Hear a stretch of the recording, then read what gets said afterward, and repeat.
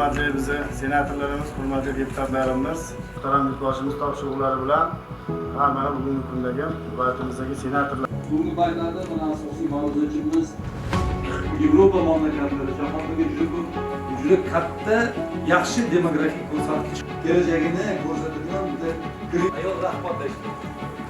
O'zbekistonning kelajagi yoshlarning qo'lida, sizlarning qo'lida.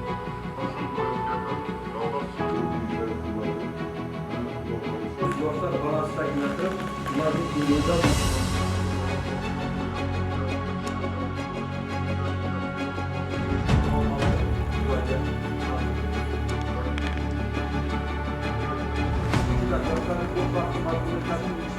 bugun xalqaro hamjamiyat naqadar yaxshi taniyapti. Shu aynan Davlatobod hududidagi maktablardagi faoliyat.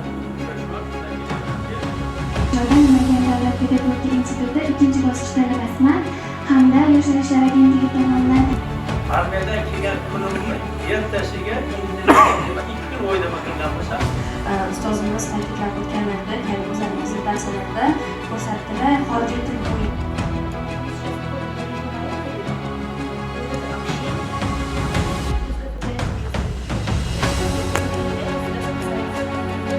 qay darajasi yoshlar uchun mo'ljallangan. ish bilan ta'minlash, joy bilan eng asosiy Respublikamizda ayol rahbarlar juda kam.